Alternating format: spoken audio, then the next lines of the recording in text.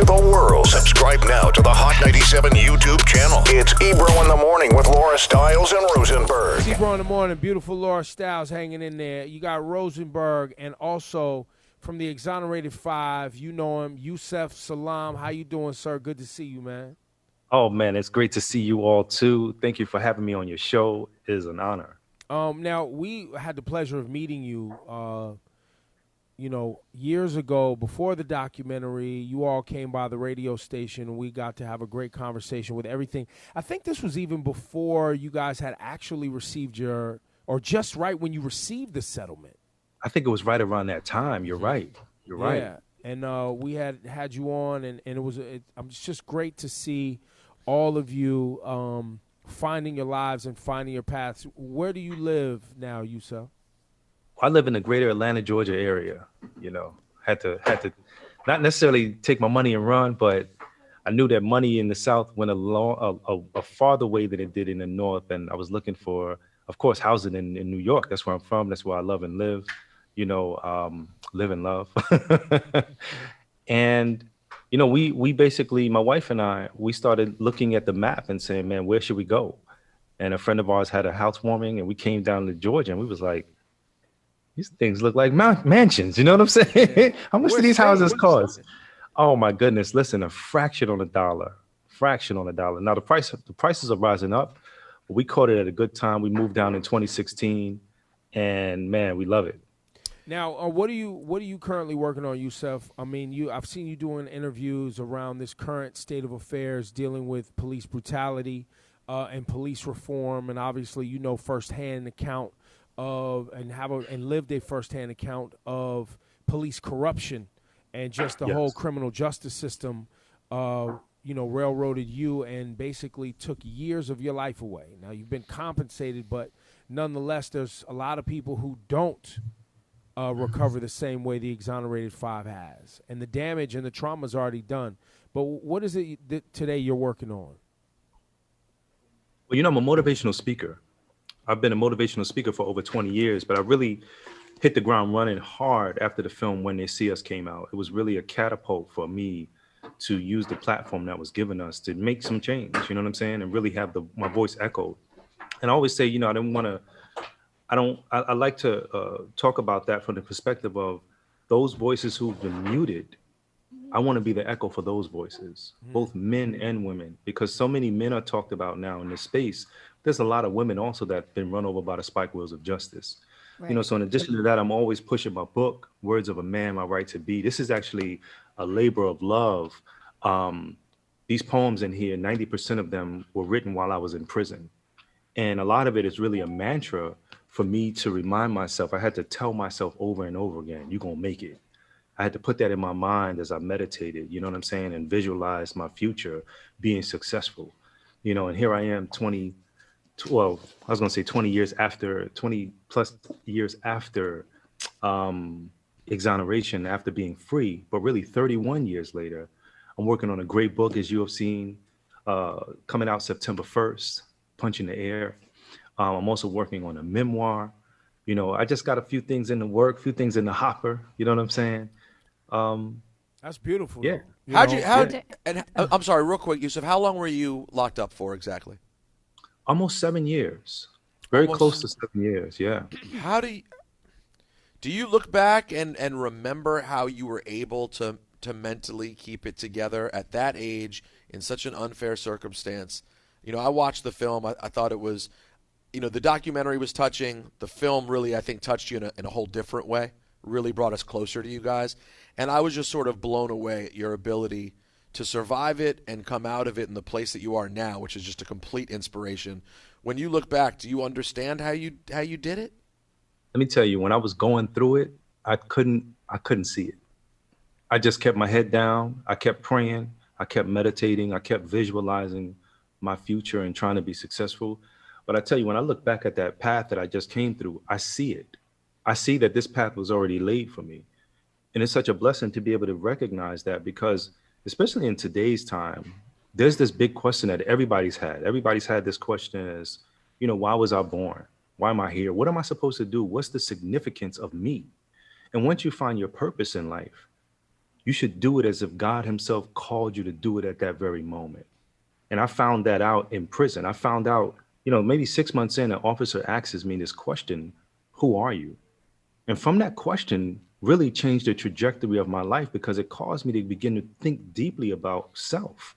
You know, like if you think about the birds and the bees stories, cleaned up for all audiences, when we were conceived, we were each one of over 400 million options racing to the egg.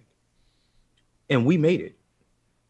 So God said to us, let them pass, let that one pass, or if it's twins or triplets or quadruplets or quintuplets, or we're gonna stop there. But like in that space, when you look back at your own existence, what you should understand is that you were born on purpose and with a purpose. And everything that's happening to you is actually happening for you, is fortifying you, is building you into the person that you need to be.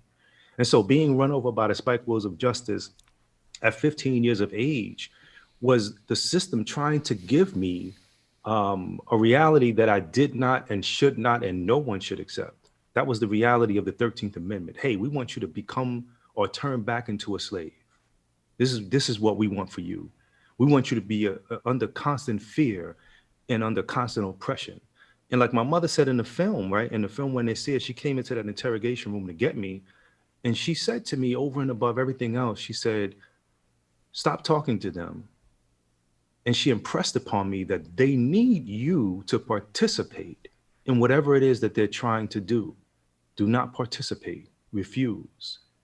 So her vision for me was that I was her wildest dream. She wanted to pass the baton of legacy and life to me in the same way that her mother and her ancestors before. And I think that based on that shirt that Ava DuVernay had on that said, I am my ancestors' wildest dreams, it begins to grow when you vibrate on that level of thought. It begins to cause you to say to yourself, this is not for nothing. Right? This can't be my life, meaning I'm in prison. And so therefore I had to really, really focus on trying to ensure that even though I was physically locked up, that I kept my mind free. And it was a challenge, but it was something that I found. And that thing that I found was that if you pray, they say prayer is like when you're talking to God. But if you couple that with meditation, you realize that meditation is when those answers come. It's as if God is talking back to you and showing you the way. When They See Us was such an amazing reintroduction for so many, right, that hadn't, that weren't familiar with your story. Can you just walk us through the initial conversations about putting the project together with Ava? And one of the things that I really enjoyed was watching Ava's IG stories when you guys were actually filming it and how involved you guys were. I thought that was phenomenal. That, we talked about it on the show. The whole time we kept mentioning, I'm like, this is what's happening. So can you just walk us through that? The coolest thing about Ava is that she allowed us to be a part of the process. It wasn't like Hollywood where they say, listen, okay, we paid you for your story, go away. We'll take it from here. She allowed us to be fully involved in the process. As you can see, a lot of us were on set almost every single day. And it was cool to be able to see that, like the behind the scenes things. And she was showing us how these things were going to unfold. And, the reason why she was taking so many different takes, and she wanted to fine tune it and get it right, and there was some magic that was happening in those scenes. I remember watching MK Williams, and he was getting into his space of being, Bobby McCrae. And I'm in there with Raymond, and we're watching this, and Raymond got up and left. He was like, I can't watch this. He said it was so real, like the experience, because he knew, like, him and Antron have a very, very special bond. He knew that what he was seeing based on what Antron told him was so, like, this was breaking him down and building everybody up. And really anybody who sees that, the reason why it touches our soul so much is because even if we haven't been run over ourselves by the system, we have family we have uncles and aunts and cousins and friends who have been violated by the system. And so to first of all, be called to a meeting, we were at the Cecil actually, And we were called to this meeting, and we're sitting down, and Ava's there, and we're talking about this project. And it was like, man, this is kind of cool. Like, we looked at we looked at everything that we were doing, and we said, the Central Park Five documentary with Ken Burns was a slam dunk for us. That gave us our voices back. That gave people 2 hours to be able to sit down and focus and just hear us. And what we were looking for was, man, we said, it'd be great if we could have people reenact what happened and what happened to us so that people can get it. And that was that moment of being able to sit down and lay it all out, talk about how it was going to go. And to be involved in that process, I tell you, it was like being given roses in life and being able to smell them after you've gone through such a horrible time. Well, I have to assume, hearing you articulate that there was also some learning about yourself in seeing yourself played back to you. That is 100% true. I got to tell you, each one of us didn't know each of our individual stories. We assumed that we had all gone through the same exact thing. And then that assumption was a lie. And so as we told our stories individually, and the writers took it and were massaging it into this larger story of the five of us in this film, when we finally sat down to see it, it broke us. It broke us. Like, literally, we were in the room crying. We were in the room hugging each other. We were in the room high-fiving each other. Like, this special bond was becoming even more significant, but because we had somebody to go through it with. You see what I'm saying? And more importantly, we had somebody to grow through it with. And in that time and space, it was like, damn, that's why Corey thinks, and it's like always on his mind, because in his mind in the film, as you could see, he constantly played over and over and over again while he was in prison. Mm-hmm. Damn, what if I made a different choice? Right. What if I told Yusef, man, listen, man, I'll get with you when you come back. I'm hanging out with my girl, Lisa, right now. You know what I'm saying? Like, what if he did that? And there was a moment where Ava gave that life, and it was beautiful to see. Corey's in solitary confinement, and the wall opens up, and he walks out with Lisa, and they're in Coney Island. He had probably never even been to Coney Island before. But just the imagination of being able to be free was liberating, was necessary. And I needed to see that, right? Because to me, like, Corey is my friend. He's always been my friend. That's my boy.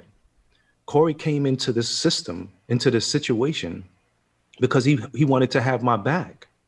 He wanted to make sure that I was safe. And had Corey not been there, none of us would have succeeded. None of us would have been even here right now talking about this story, because it was Corey's stick-to-itiveness, his personal strength, his individual purpose that gave him the ability to keep on walking through hell, right? At any moment, he could have, like, there's that scene in there that tore us down again, where he was in the cell working out, and the officer came and got him and said, come on. He said, what's up? He said, it's time for your parole hearing. He said, I'm not going. The officer was shocked. You're not going? He said, no. If they don't want to hear my truth, I don't want to waste my time. Now imagine if Corey would have said, let me go and lie and say, I did it. And they let him go. He would have never bumped into the real rapist. That would have never happened. And the trauma, like, literally, of throwing all of that behind our backs, just so that we could step out on faith and make something of ourselves. We hadn't dealt with that for 30 years.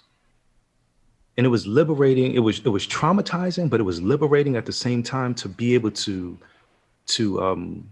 share that experience in a space with people who cared for you and loved you, because that's not only your story, but that's our story collectively. Yeah. And for Ava to be there to pull it all together was amazing. One of the focuses too that really, hit home for so many was the fact that also Ava captured the pain and so many feelings of the parents in your life, specifically the mothers, the women, and everything they were going through. Because I feel like, it's you guys were going through something that was horrible, but how it also affects your family was a really important focal point to me that really stung, as you were watching it.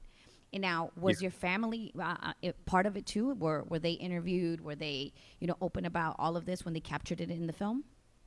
They were. And I think too, just to kind of talk about the family's space for a moment, there's a scene in there where Corey's mother's character is having a conversation with my mother's character, and they're talking about, you know, this hard time that Corey's going through. She's kind of pleading with my mom's character, hey, can you have Yusuf write him? And what folks didn't understand or see was the overwhelming injustice in this whole process that we were all going through. How going and trying to heal another person who is not in the same prison category as you. Like, we couldn't write to the adult facilities, and the adult facilities couldn't write to us. And if there was somehow letters that were transpired, we would be penalized for that. We could be locked in solitary confinement, whatever the penalty would be, that would happen. And I think what was important to see was how overwhelmingly unjust the system is, even with something as simple as that, writing a letter to a person to help alleviate their troubles and their pain, you know. But being able to like be in a space too where my family was involved, that was a brilliant and powerful thing. I think even with all of the others too, because it gave them a sense of purpose as well. We weren't the only ones that had gone through this, right? Many times, like the mothers are forgotten, the brothers are forgotten, the sisters are forgotten. It's just that individual, and that individual is seen as the scum of the earth. How well do you remember the ad that Donald Trump took out in the paper at the time? Man, I remember it so well that I carry it around. Keep it handy. I carry it with me. Oh, let me see. I carry this ad with me so much, right? Because the thing about it is that I want people to understand what they're seeing when they see this. This is not what most people think it is. This is an ad that was put in the paper. This ad, the date on this ad says, where is it? This ad was written placed in the papers 2 weeks after it was created, right? And so 2 weeks after, what you're seeing, I'm a graphic designer. What you're seeing is a captivating document. You're seeing something that makes you say, "Wow, what's that? Let me read it." Right? It's marketing. This is marketing. This is marketing at its highest level.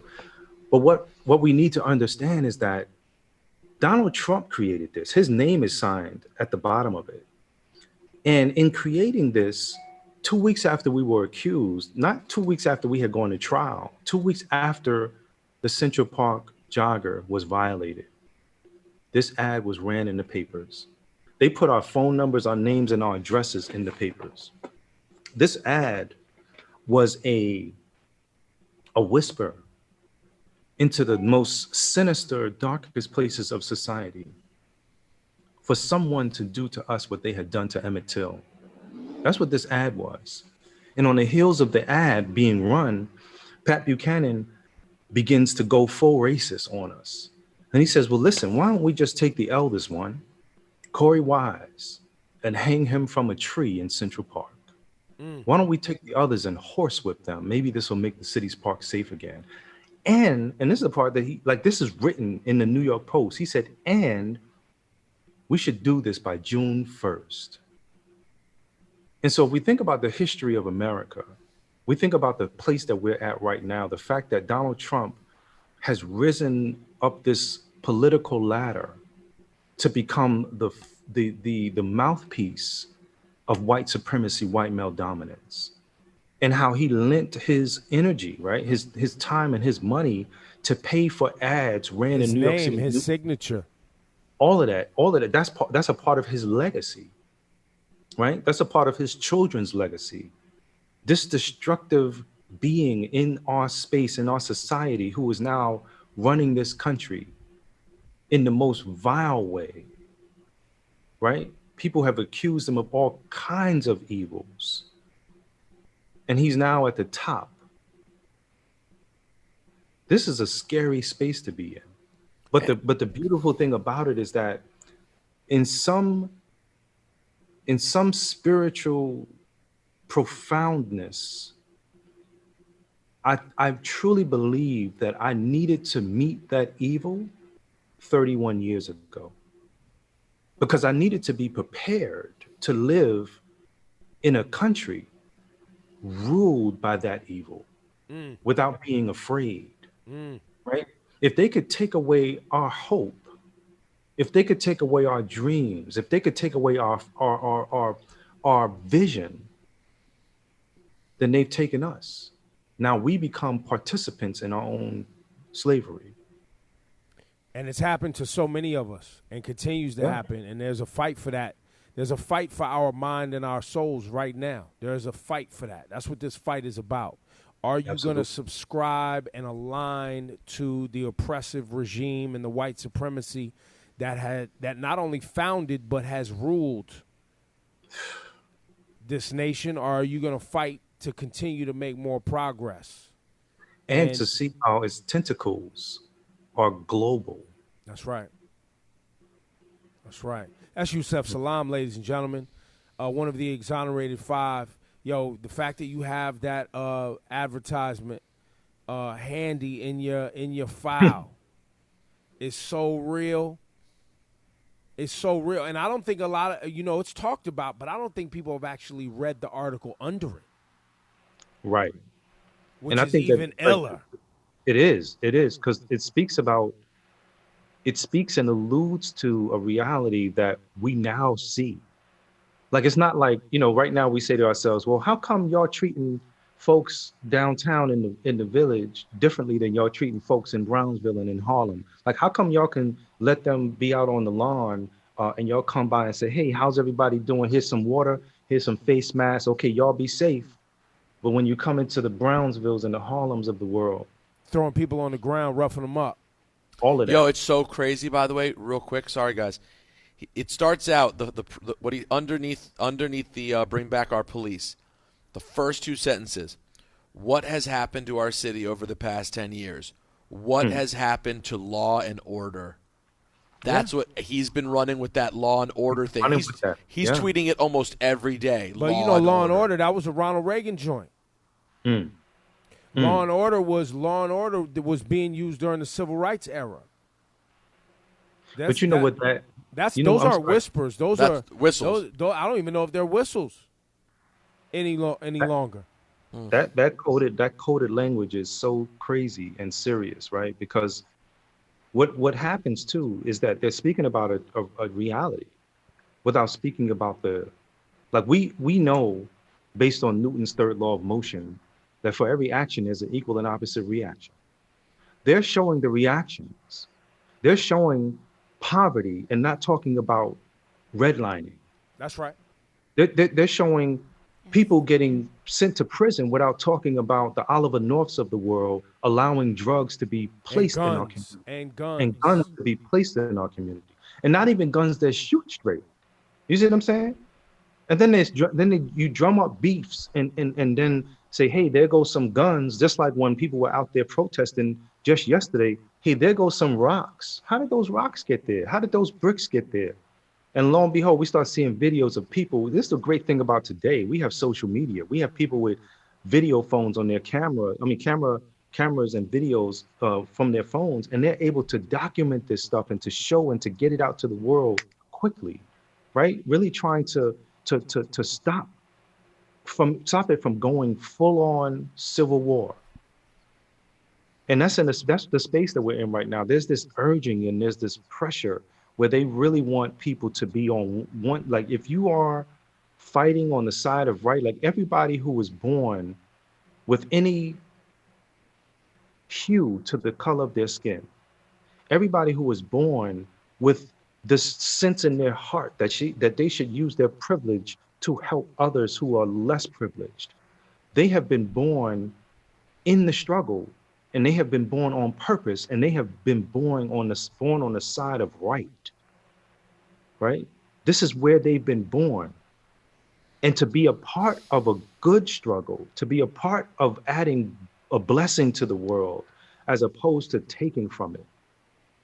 That's one of the most beautiful things to see, because we see that now, right? Dr. King, when he made his speech, he was talking about the kaleidoscope of the human family being able to come together in harmony.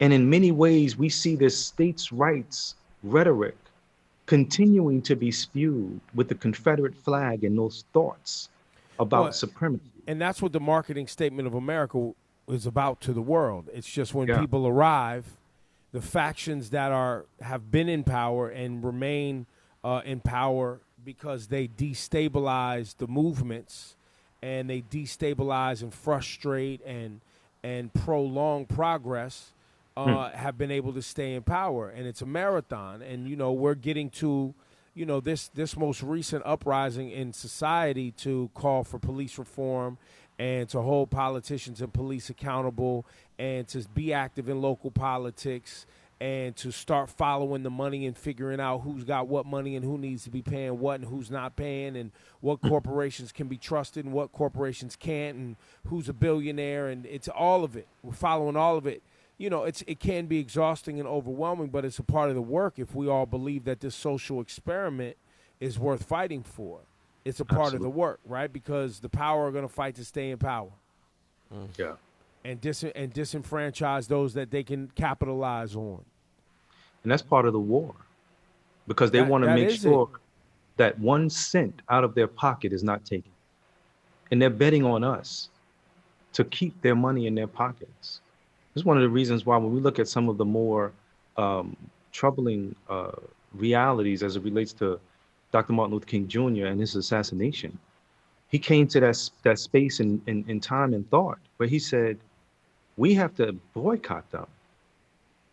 We have to take our money and not, like, I was watching this video, Little Boosie was out somewhere and he saw people lined up in front of Gucci. Now, I'm not saying, for the black folks that work for Gucci and all that stuff, like, look, I love y'all. Like, that is necessary, right? There's a culture that is pushed, right, by Dapper Dan, like on a next level. He's not, the level that he pushed the culture is phenomenal, right? But at the same time, we pay and buy into that oppression by keeping the foot of the oppressor on our neck as we feed it. And once he started talking about economic boycott, then the real truth came out. He needed to be dealt with. And why does he need to be dealt with?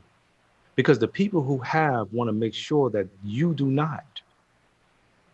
Even if you have a little bit, even if you're experiencing a beautiful time in life, that time is nothing compared to, I've heard some of these stories about what was going on when COVID-19 first happened. And people were like, okay, that's fine. I could just go to my building in London that has full-on staff and a pool and all of this. Their building, not their apartment, right? Not their house, their building in wherever it is in the world. There's wealth that is unimagined. Well, the disparity between the haves and have-nots has grown exponentially over the last 10, 20 years. I think, Yusef, you bring up some great points. And if people want to engage with you on Instagram, social media, how can they do so? Dr. Yusef Salaam. So Dr.YUSEF SALAAM. There it and is. On Twitter, it's the same thing. Instead of a dot, there's an underscore. And of course, on Facebook, Yusef Abdus Salam on Facebook, Instagram, all of that stuff. I got everything, but I'm usually on Instagram and Facebook. It's great to hear from you, man, and send love to the family and all the rest of the crew, and everybody, really using their platform to do great work. Because I think literally all of y'all, the Exonerated Five, have taken the time to impart knowledge, wisdom, understanding on young people and those of us that were ignorant to the ills of our justice system. You know what I mean? You guys have been doing great work. And just to add to that, your story personally and just the way you're able to express yourself about it in a way that anyone can feel, even if you're unable to relate to it from a background. Like you touch so many people when you talk. You're really it's incredible to have your voice. You're an inspiration. Thank you. Yusef, great to see you, sir. Thank Take you care. So much. Listen, great to see you, all of you as well. I can't wait to be back on your show, and thank you for having me. Of Anytime. course. We'll talk soon.